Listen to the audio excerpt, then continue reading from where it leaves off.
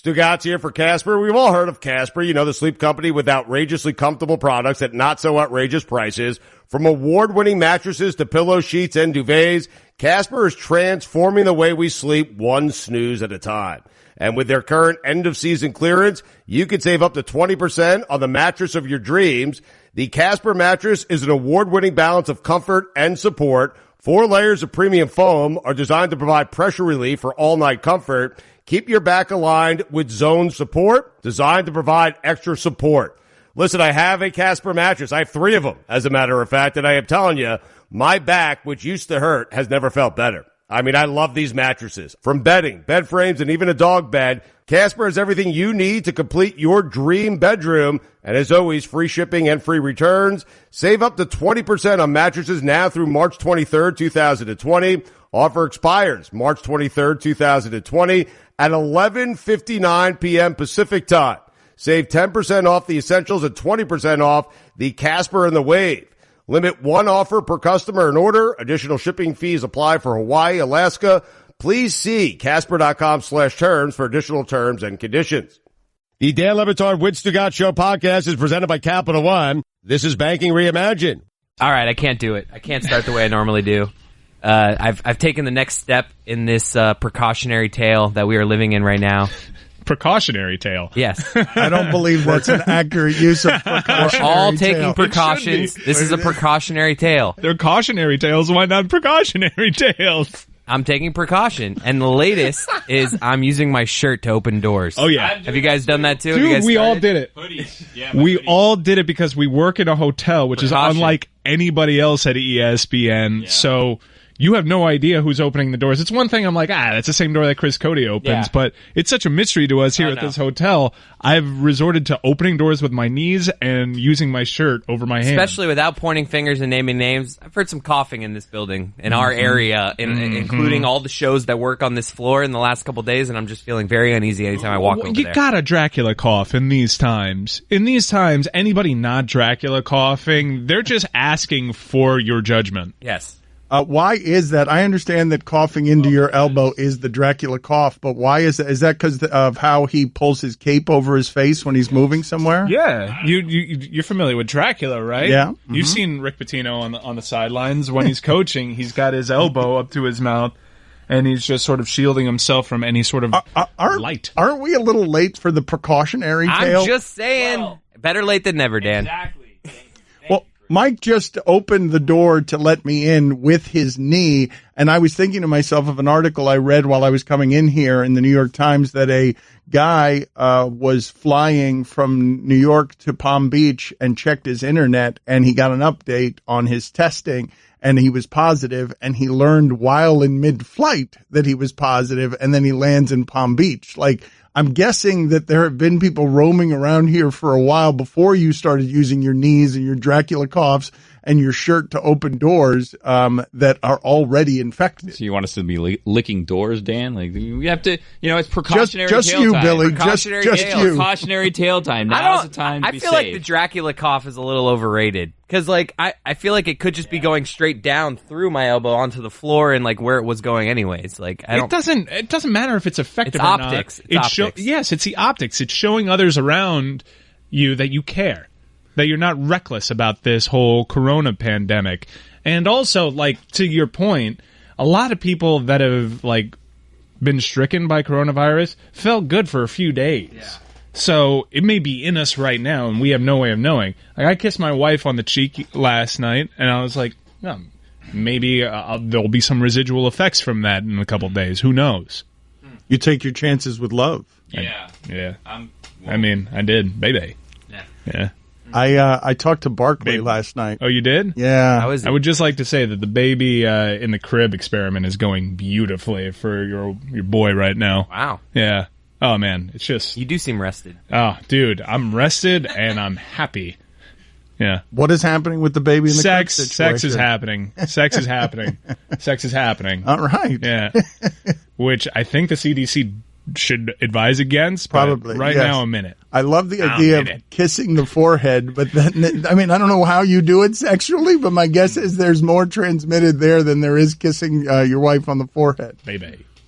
Barkley is he's generally optimistic, hopeful. He's a happy person, but he had just come from New York, and he's very kind. He's very friendly. So he takes a lot of pictures, shakes a lot of hands, and he said that his throat feels like garbage, and that he feels like he's got the flu, and he's not going to know until Saturday whether or not, because he went and got tested, he's not going to know until Saturday whether he's positive or not, but he feels super sick. And it's just, there's a way of this happening that humanizes it, where Chris was saying, as many of you were, that it didn't get real. Shit didn't get real until Tom Hanks got it. Like, that's a real thing. Like, HIV didn't get real for people until Magic Johnson and Eazy-E got it in the same year.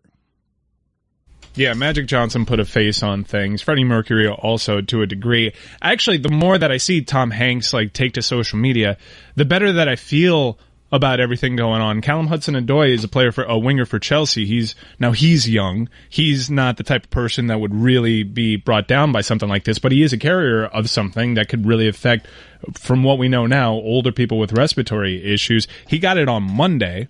That was a secret. It was revealed yesterday. He sent out a video today. He's like, as healthy as possible in terms of optics, gives a video. He's like, hey, I had the virus. I tested positive for it on Monday. I am over it. I am good. I'm quarantined. I'm like, well, that's a relief. This person seems like super healthy, not brought down by it. So anytime Tom Hanks can take to Instagram like he did this morning to provide an update, I feel better about things. Because you're expecting the zombie apocalypse. Yeah. We are in a place where you're expecting the breathing undead to be wandering through the streets. And when you talk about quarantines, you're imagining The Walking Dead. You're imagining staying in your house and some of the zombies who are fighting over toilet paper trying to infect you upstairs. So how's this work? Can I go to dinner tonight, or how am I supposed to be living my life? I don't know. Give me answers. A quarter of a mile at a time, man. Just keep doing what you do. So I can go to dinner. Avoid huge groups of people for safety. So unpopular restaurants. Live your life. All right. Well, I will. Living my life has become increasingly more difficult now without something to watch. I'm surprised I would have thought you would have been in the camp of, nah, man, just stay home. I self-quarantined most of my life anyways. I don't go out much, so... He's been a precautionary his entire life. I like a nice little Friday night dinner, man. So I don't like staying home on Friday nights. I do know that I loaded up on wine and vinyl records, and this is nice. And when I actually get to know my wife, I'm excited about this. Help me out here, guys, because I understand what Billy is saying. You want to live your life, and you want to not be governed by fear. An interesting time Billy has chosen to not be governed by fear. Someone has to be the voice of reason. But help me with this voice of reason. Yes. Just help me with this part of it. As you open doors with your knees, and as you Dracula cough, and as you open things with your shirt, can you help me understand, if I'm living my life totally the way I always have, a restaurant, those forks are going into other mouths. I don't know how well they're cleaned. I go get coffee. Someone's handing me a coffee cup that they have held. I don't believe that there's a way for you to live your life outside and live it the way you normally do and not come into contact with the germs of other people. You don't take your own silverware to restaurants, Dan? Don't go to restaurants then. Billy's stunned like Howie Mandel wait a minute. Maybe I misunderstood your advice, and your advice is better now that I understand it better. Everyone lived their life taking their own silverware. Live your life the way you do is what you're telling us, which is everyone does it? In a hermetically sealed tube of antiseptic thing. No wonder Billy's all chill about all this. He's like Fork Man and Mystery Men. I've been preparing for this all of my life. Raja that doesn't wear Fork blue. Man. I thought his name was Forkman. Forkman's fine. You knew what I meant. Forkman's fine. So, obviously, sports are stopping. One of the more humorous things are the sports that refuse to stop and then realize how stupid they are by not stopping, and then about facing in what feels like 12 minutes. This happened with the Premier League. Everyone in the world is stopping sports, and the Premier League yesterday is Nope, we are pressing on. And like within 5 minutes, Arsenal's manager tests positive for corona. Chelsea's winger tests positive for corona. Like 3 lesser players are quarantined. And then they announced this morning, yeah, you know what? Never mind. Probably wrong tone. And maybe that's what changed golf's mind, because golf was kind of in that camp yesterday too. Yeah, golf was like, events are going to keep going without fans. I'm like, curious, like, but maybe, like, I am searching for the sports that are going. Like, Six Nations rugby, let's do this. Copa Libertadores in South America, let's do this. But what's interesting is the combat sports. Boxing, UFC to a much lesser degree in terms of, like, actual sport, wrestling. Yeah. The sports that people are actually, like, wrapping each other up and sweating all over each other and, like, just transferring all sorts of sweat and germs and bacteria. We sort of look at that and see that they're pressing on and are like, yeah, that's fine. There's just like a whole different... We're just like, desperate for sports. But also combat sports just occupy this whole different spot in the sports landscape of things. Like, we're willing to look past all sorts of insensitivities and like race baiting when it comes, not look past, but they get away with a hell of a lot more. So when Dana White's like, yeah, we're going to press on, I spoke to the vice president and the president told me, not panic, we're going to keep going with this. And if anything, I might move it to a smaller gym. We're like, yeah, okay, it's a UFC. Yeah, give me something on plus. Even Vince McMahon gave it. Yeah, well, Vince McMahon gave in on the XFL, which I am totally bumming. And you're saying he gave in, which is, yes, he ultimately tapped out. But I can guarantee you, especially with how the messaging went yesterday. The playoffs seem to still be open. And from, like, talking to people, Vince McMahon did not want to suspend this thing as of yesterday people afternoon. Were like, we have to. Yeah. So I am That's curious. That's why he's bringing in Oliver Luck. So the XFL announced that they are not going to play. I thought the wording was interesting. Regular season games, leaving the door open for possible postseason. However, they're letting their players go ahead and sign with NFL teams right now. So even if the XFL were to come back, the complexion of these rosters might. PJ Walker's probably going to be gone. PJ Walker, Jordan Teamu, Parfum, the receiver guy. Cam Phillips. There's a couple players. I am super sad. I know a lot of people think it's a bit. It started as a bit, but for the bit to keep going, I had to watch every snap of the XFL. Yeah. And I genuinely like the league, and it's such a bummer. I do think it's going to come back. Everyone's like, how can they recover from this? They budgeted to lose money for 3 years, but also when they budgeted to lose money for 3 years, they didn't account for half a season being gone and not getting the revenue from that. So we had an undefeated team, right? Yeah, so look out. Wow. 72 Dolphins. The Roughnecks are... What's more impressive? That could be a topic today. Sports. I've seen like... That is a good question. Yeah. Mm-hmm. People want to see the Orlando Apollos versus the Houston Roughnecks now. The war to settle the score. Oh, wow. AF versus XFL. Wow. Yeah, I'm really bumming about the XFL. That's a shame.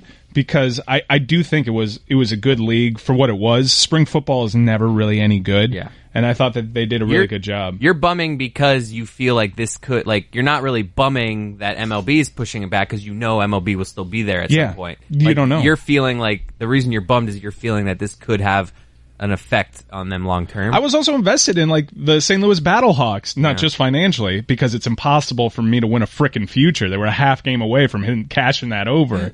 It's just, I grew to really like that team, that story, that fans, and I wanted to see that story to its end. I could not name one St. Louis Battlehawk. Really? Yeah. I named one for you. I know. One of them's going to get drafted. Still couldn't, even after you named it. One of them's going to get drafted. Hi. I think Kenny Robinson. Oh, they can get drafted? Kenny Robinson is the kid that left college to pay for his mother's treatments, and so he was like, "I need to make money, so I'm going to go to the XFL." And he played really well. So they for can the go Battlehawks. from the XFL to the draft. I thought that for some reason that if you went from the XFL, you could get just signed. He's the only player because the XFL is like we'll be able to get college players. There's no eligibility rule here at the XFL where you have to wait till like your third year removed from high school. They might get a lot of those type guys. Well, he was the first case study, and I think it went very well for Kenny Robinson. But this is far too serious, as I swallow a burp, far too serious of a topic in regards to the XFL, because there is some funny here, and there's a lot of grave dancing in regards to the XFL, which is a bit of a bummer because they did the classy thing too. Usually when a league like packs it in, especially a startup or any startup company, you ain't getting paid. You're not getting your full benefits. And Oliver Luck and Vince McMahon stepped up. I think they're going for the optics of it, and they, like you said, they budgeted for this anyway, so they're like, you know what, let's just but it's very easy in the face of these circumstances to not pay those players. You saw the tire fire that was the AAF. Players are still looking for their money. For them to be like, we're still going to pay you the rest. I read for their TV deal, they're not getting anything, the XFL. This is a sort of prove-it deal. Like, they negotiated a deal through CAA, and they're on big networks, but the big networks took a chance on them, and they're not paying very much money for these rights, if any at all. Yeah. Do you guys have any idea? I don't have any idea. The question I'm about to ask does not have an answer for me. But let's just say, hypothetically, that Disney decides, hey, everyone go home. You guys all need to go home. How do we know if they're going to pay us or not? And do they have to? Because they are paying. There is sick leave and paid time off. I don't know if these would count as that or if these are extraordinary circumstances. They have closed Disneyland and Disney World, or at least on the 14th for Disneyland and on the 15th for Disney World Orlando Resort. They are paying their employees through this shutdown. That's been announced. Yes, we'll certainly get paid. I don't think we're like in CJ McCollum's situation. No, right that's now. collectively bargained stuff. But when we talked to that business reporter yesterday, one of the things that he said is, you have to work in order to get paid. Now Disney is a family-oriented company. Disney in times like that is at the high end of doing all of the right things because it prides itself on being family. And so it's unusually strong in that regard. But I was just sort of asking, beyond whether or not we'll actually get the money, I'm just asking, what is the obligation of an employer in these circumstances? I don't know. ESPN's going to have some decisions to make. You got to imagine, say like something happens here, because we work in a satellite office. Say someone at the Clevelander, not even employed by ESPN or the production company that's contracted to work with us. Say someone at the hotel has it. I imagine the entire building goes on quarantine and we get advice from like Disney security to, hey, why don't you self-quarantine for a couple of days? I saw that Fox is shutting down their studio shows for 2 weeks. I don't know. It does kind of feel like, hey, everybody lay out. Here comes another corona prediction. Probably something like that's going to happen to us where they say, hey, don't come in, just as we all figure this out collectively. There's no handbook for this. The society is kind of coming to a bit of a halt here in ways that we're not used to. Because even during like national tragedies and wartime, you knew that you could still like go to your neighborhood Flanagan's, which you may still be able to do even under like some sort of nuclear war, because Flanagan's just flat out will never close. Flanagan's is always going to be there for you. Mike, did you see what happened on a Thai street where hundreds of hungry monkeys are swarming and fighting rival gangs because the tourists are no longer showing up who usually feed the monkeys? So now the monkeys are fighting over food? Like, is that where we're headed? Yeah, over Joe's Rockin' Rib Rolls. Yeah, when they come out, we're going to be those Thai monkeys. You'll see. I feel like it's the chicken nachos at Flanagan's that we're more likely to fight over. When they bring out the chicken nachos, nobody can ever finish those, right? It's the most excessive American thing I've ever seen in my entire life. What do you mean nobody can finish those? Challenge accepted. You ever have them about? You ever have them refill them? You know, that's a little hidden secret of Flanagan's. Yeah, well, halfway through, because you're going to realize halfway through, wow, I have a lot of chips here. I've kind of eaten all the good stuff. You could send that thing back and refilled. Send it back. And I did not know that. Oh, yeah. I wish I'd known that. Yeah. I'd be 400 pounds if I knew that. That's why I am. Yeah, someone told me that the other day while I was at Flanagan's. I'm like, how would I ever know that? I can never put that much of a dent in these things. And Chris Cody knows. Chris Cody knows. Green cups, put them in the air. You guys want to take a caller? Let's do it. Yeah, there's this dude from Massachusetts that we should talk to. Hold on, I gotta unlock my computer for my call screen. What's the dude from? Is it Nate? His name is Nate. Nate in Mass on line 6. Nate in Massachusetts. You're on the air. Hey guys, thanks for taking my call. I'm a high school math teacher, so I rarely get to actually even call in. So I'm really happy I got on. And I got my 9-year-old screen name tattooed on my chest. Your AOL AIM screen name? Yes. From when I was 9 years old, I made the name, and when I was 23, I got it tattooed on my chest. I was stone cold sober, and no one paid for it, and it wasn't a dare. Why? All right, this is the story. So, it's a long one. Oh. Just kidding. Give me the short I gave the name version. when I was 9. Well, I'll try to keep it short, no promises. I've told it a million times. So, when I was 9, I made the screen name. It is Nate the Dog 9. Classic. Because everyone called me Nate Dog, and so, but that name was obviously taken, so then I threw a thought in there. There's 9 for my age, and that finally stuck. I'll give you guys my Instagram account so you can verify this. There's like 1 or 2 pics of it on there. So anyways, I made that name. I think I never even used the account. But one of my older brother's friends would always just be Nate the Dog 9, Nate the Dog 9, whenever I'd be around and whatever. And then I went into high school. I grew up, whatever, and that every now and then he'd call the name. But then as a person, I kind of became a bit of an ass. I went to a really small high school, and so I was kind of like, I played sports, so I thought I was just like the coolest thing ever. Like my shit didn't stink, and I was kind of stuck up.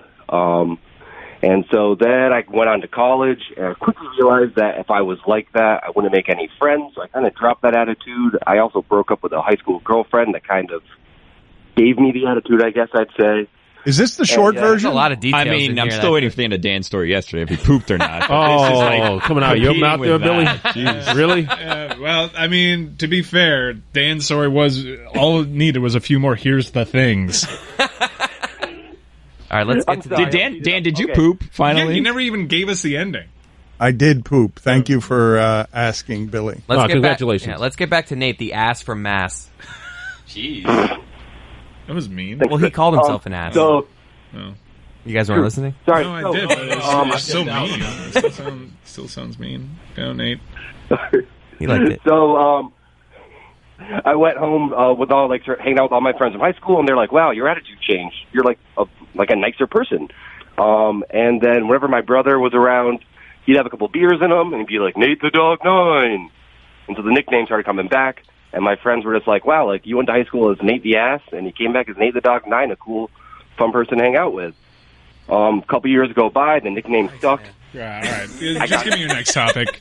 You have a Stugotz story and a show recommendation. I stopped caring about Nate the Dog 9. I mean, he started. Did he say short story? Like that he was going to go the short He version? actually feel said like it was this- long. I feel like we cut him off, and this is going to end with like someone died, and this is a tribute thing. It's all right. Well, then, thankfully, if we cut him off now, we'll never know that because I feel like I you're heard hurting his Nate the feelings. Dog 9 parts 9, 10, and 11. All right, man. So you were in college. You were a jerk. You became Jeez. nice. You got a tattoo. Anything else? Sweet. Stugotz story. Let's go to Yeah, that. that was great. Stugotz story. Okay, so this is a quick one. Probably not. Oh, Jesus. I got my girlfriend listening to the show, and whenever she heard Stugotz speak, she'd be like, "Wow, that guy has a great radio voice." And then one day, I was watching you guys on ESPN News. She's like, "Who's that? Who's that? Who's that?" And then when Stugotz appeared, I'm like, "Yeah, that's Stugotz." And she goes, "Oh." And then the next day, we're in the car listening to the show, and then she was just like, "You know, his voice doesn't sound as good anymore now that I know what he actually looks like." Yeah, I mean, That that sounds about happens to him a lot. That's something that happens to him a lot. People think that he's a big man, that he's sexy, burly, masculine, instead of just a weasel. Yeah, the television definitely does not help his case. No. I noticed that the other day when he was over here screening calls next to me. I was sitting, and he was barely taller than me, standing up, and I was just like, "Wow, this is so tiny." I sometimes forget. Yeah. That's great. And I just got one last thing for you guys, and then I'll shut up. All right. So you guys were recently talking about you guys wanted to get into more foreign films that had like the subtitles, so you couldn't look at your phones. Yeah. There's a really good TV show on Netflix called Dark. I don't know if you've heard about it. It's a German, kind of like German Stranger Things. My only thing is when you start it, it's going to do the English dub version. Dubbed is awful, so just switch the settings to German, and it's got 2 good seasons, and the third one's coming out. All right. Thank you so much for the recommendation. Anybody going to take him up on it? Yeah, Yeah? No. I already wrote it down. It's in my notes. Yeah, Billy, write it down next to divorce. Yeah, right under divorce. Thank you, Nate.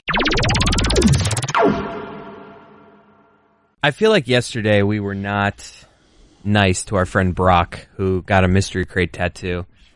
I feel like we were disrespectful We've to been him. mean to a lot of callers lately. Yeah, we have. I think we need to, that last guy, Nate, was a little His story was never ending, so that one deserved it. You don't think we turned it around at the end to Brock? I think we got the messaging right around the end of the call. I feel like he left that call and was like, oh, wow, I expected them to be nicer to me. Yeah. That's just how I'm imagining. Why weren't you guys nicer to him? We kind of just were mocking him because we were like, geez, of all the things we do, that's the thing you're getting at. But that was their take. Brock's I was the guy that got the mystery crate tattoo. I was we were kind of asking him These what's two the deal. were saying that he'd regret it. He will. Know, because you said 50 years on the air, then Mike was like, I think 50 minutes you'll regret it. We were just hitting him with a couple things of just like, I just felt bad for him because he, that's a, granted, this guy, it wasn't like this is his first tattoo. I feel like it's different. People who have 30 tattoos, it's not that big of a commitment for them to get a tattoo. So I feel like, not that I'm taking away anything Brock did, but I feel like when you say you have 26 tattoos and this is your 27th, I get a little, now I'm being mean to Brock. What am I doing? I was talking to someone who asked me about that the other day, and they're like, he's going to regret that. And I'm like, I mean, maybe. And they're like, well, when the show doesn't exist anymore. And I go, well, the show doesn't exist anymore. Juju Gotti is really going to be questioning a lot of things because he has like 6 people's faces tattooed on his leg. Have you seen what Juju Gotti did, Dan? He now has all 4 of us in here, our faces on his right calf next to the Stugotz Army thing. Yeah. I think he was already beyond the point of no return, Juju. So once he does Greg Cody as his first, like it doesn't matter what else he's doing. You can turn Greg Cody's face into like a tree or like a bird or something at some point. You just work just around it. Robin Williams. Yeah. I mean, he always has like the Tim Comerford eject button, which is just straight black tattoo, like a full like sleeve, a compression sleeve on one's calf. Sounds painful. I mean, yeah. Well, Tim Comerford, if you've seen him, it looks like he's always wearing a t-shirt. It's just like a black tattoo, like just all over his body. Why? I don't know why. It's a bizarre choice. We can ask him again. Tim Comerford reuniting with Rage Against the Machine, who I think are no longer playing festivals because all festivals are canceled. Who knows? We should go out to the bat line. Oh, Harsha! Yeah. Harsha is there. Harsha has a bat line number because he is our only fan in India, we think. Harsha, welcome back. Hi, guys. Hey, Harsha. You have a pleasant disposition. How are things holding up in India? Things, they're not as serious as in the U.S.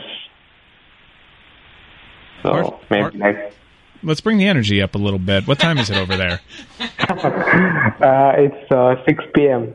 All right. So, are you winding down? What's going on? A little evening dinner? Got a bottle of Burgundy? What's going on here? Why does Harsha have exclusive access if that's the energy he's bringing as our only fan in India? Let's go, Harsha. What do you got? Yeah, again, continuing the theme of being mean to our callers. Like the coronavirus hasn't really. The numbers are not as high as in the US. Like there are 70 cases, I think, in Bangalore.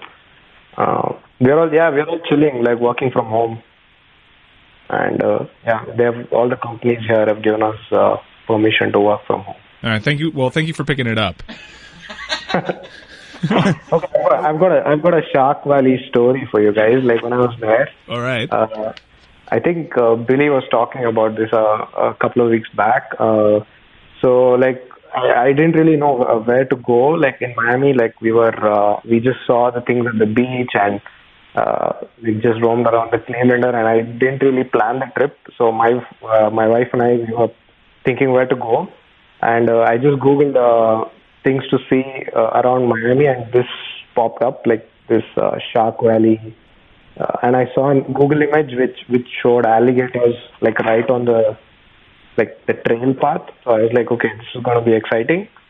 So we decided to go there, and I booked a cab. Uber basically, and I asked the Uber driver whether while we were going there, whether we're going to be whether we could find Uber back, like a transport back. But the guy said, yeah, it's fairly easy. You can just book Uber back like from there. So you went to Shark Valley in the Everglades. Yeah, it was quite far. Like it's in the Everglades. It's in the middle of nowhere, and it was probably a pain to get an Uber to go back. Is where we're going. Yeah, it's like right where I live. We didn't get an Uber back because like it's even the network, like my cell phone network died. Like I couldn't access anything. But this was after we went around. Like we hired a bicycle. We went around it's like a 14 kilometer. I don't know, like a 7 mile trail. Yeah, it's beautiful. It's nature. It's alligators. Yeah. You saw alligators, You gotta right? walk around alligators. No. You didn't? No, because it was off season. I didn't do enough research. There's So an it was off like- season for gators in Miami? It seems so because it was like in September, and even the guy who sold us the bikes there just told us there's no alligators here. So we didn't have a choice. We just took the bicycle and went. Like it was, I think we probably were the only two people or tourists during that time. And it was, and once you go, you don't have a way back. I mean, either you have to circle all the way around, or you like there's no way to. I mean, it makes no difference because it's a circular trail. Look, this is going to be an unpopular thing, but I feel like you might agree with me on this. Kind of boring, the Everglades, right? Like you start seeing the grass, and then like Yeah, it is. when you're 14 miles into this ride, you're like, I got it. All right, there's like water, there's grass, It's a river of grass. yeah, And no alligators. and no alligators. Imagine. alligators. And these airboats, it's like, oh, a boat with no walls. Sweet. I will say the novelty of seeing don't have walls. alligator or crocodile, it's never worn off on me. Really? But if I'm in the Everglades and I don't see one, that shit can get old real quick. Yeah. Right. Yeah. Do you do a lot of traveling without planning? Because I kind of wonder what went into your mind on that. Because like from India to Miami is not a short. That is trek. really the decision you made is not a great one for a lot of different reasons. But taking an Uber out to the Everglades, and if you'd kept going about 40 more miles, you could have seen the Panthers play. But taking a Uber out to the Everglades seems like a really bad idea as a foreigner in our place without knowing where it is you're going. For many reasons, one of which is the behavior of alligators can be unpredictable. Well, it's off season, Dan. so you don't I have to had no worry idea about there was an alligator off Me season. neither. As a local, it is shocking that you found like the 1 month where you can't see alligators in the Everglades, because Shark Valley, you literally have to walk around them in the middle of the pathway, and you're wondering if it's safe. Yeah, I mean, I had a question about that. Like, how do you guys, like, isn't it dangerous? Like, if the alligator comes and attacks you or something? I don't know, maybe it's a wrong legal question. Just don't run in a straight line. Just run in circles. Yeah, They don't have the ability. Circles will eventually get to you, Dan, if you're running, depending on the size of the circle. Zigzag is usually Circles and zigzags. I mean, okay, sure. Dan's right. Circles it is. We do Say not fully hey endorse bear that. to Did the you? alligator. Yeah, hey bear.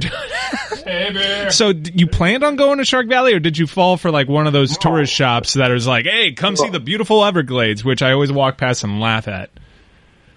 No, I didn't plan to go there because we had 3 days in Miami, and I had planned only for the 2 days. And the third day, I just winged it. I thought I could wing it, but I had it for my wife because on the way back, we had to like call the cab service from the information center there, and the guy it was a Pakistani driver who kind of came because he had to drive empty, and he took like $100 to drive us back to Miami. So it was an experience though. It was and also we wanted to eat alligator meat, and for some reason we thought we could only eat it in Shark Valley. Mm-hmm. What'd you think of alligator meat? A little bit chewy, right? No, we didn't end up eating alligator meat because the place was closed. Oh, man. Oh, Jesus. Yeah. All right.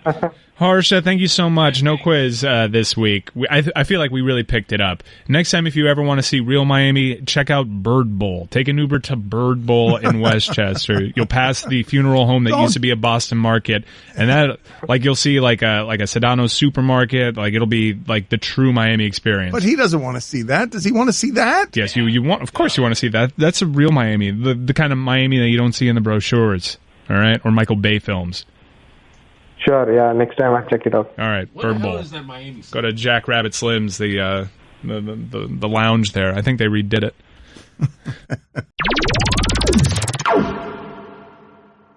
I've been losing count lately. Was that 3 or 4? There's a gap in between. That's 3. I think that's 3. What was that? This is music. Bundesliga still holding on. Bundesliga, they're the only ones. God, I'm dying for some sort of sport. It's gonna be a long month. It really, We're going to be over. I agree with you that we're going to be over this real quick.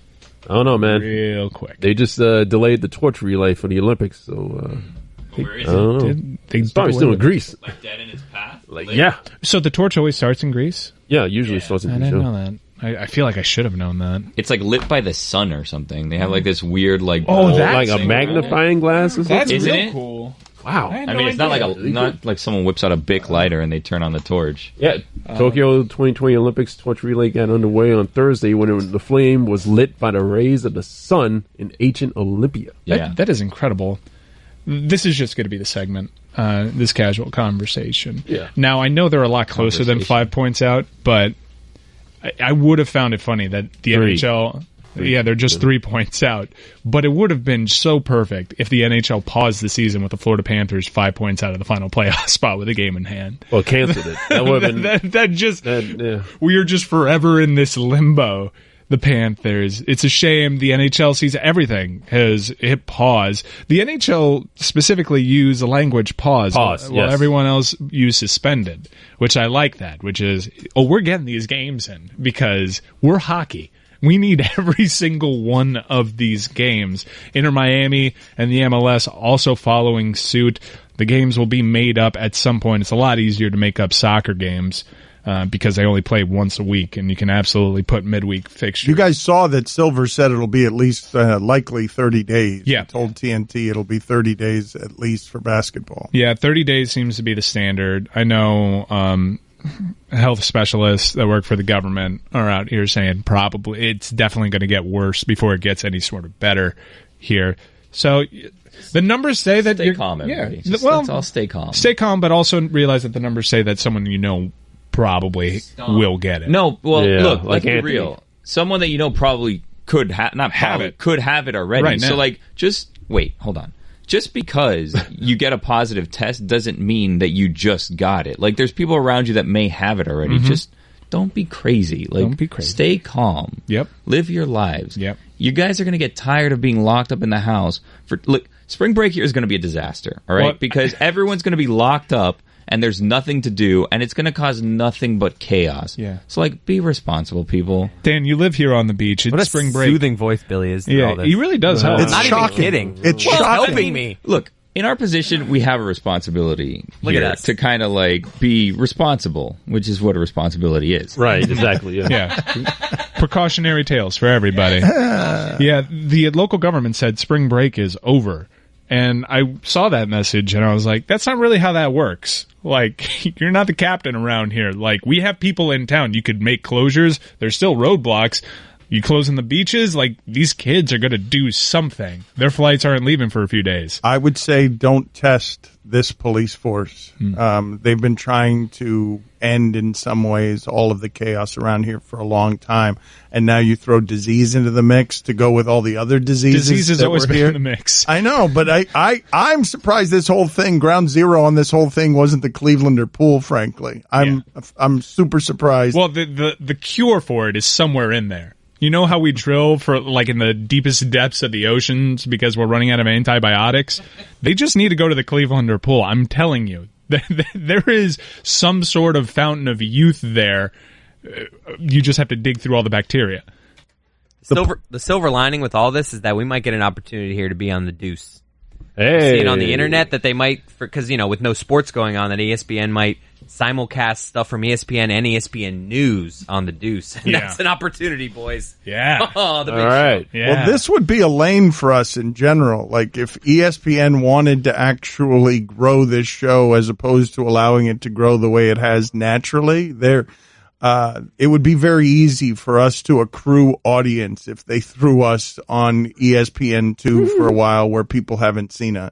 We've been on ESPN2, and that project failed. That project didn't go. We're no longer on ESPN2, so I wouldn't be putting it on them. We had the opportunity. There were to run with the sports ball. back then, though, Mike. There were sports to watch back then. All right, so you're saying that this is our time to shine? Well, a couple of things is what I'm saying. I'm saying you know good and well that it takes a minute for people to get stuck in our stickiness. But we're only going to have a minute. Many of the people listening here can tell you that they hated us at the beginning and didn't understand it and didn't want it and didn't care for it. And for some reason I can't explain, because usually if I hate something at the beginning, I'm not coming back to it. Many of our listeners end up coming back. You can't just throw us somewhere for a week and expect it to be met with anything but hostility. But throw us somewhere for 2 months where there are no sports and people don't have a choice, and you've got a different result.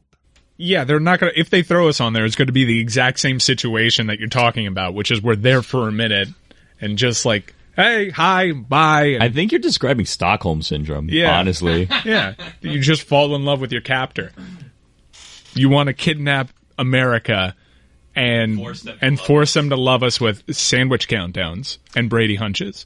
You explain to me how it is that people have found us on AM radio, on ESPN News, on podcasts where you have to make an effort to go find us. All of these things should splinter our audience as opposed to making it as large as it is. And yet here we are as the most successful thing that you'll find in sports radio. And that's without ESPN doing the things ESPN normally does to grow its successful things. Amazing points. And let me just add, on podcast. Yeah. Just as a legal disclaimer. Biggest, most successful thing you'll find on sports radio on podcast.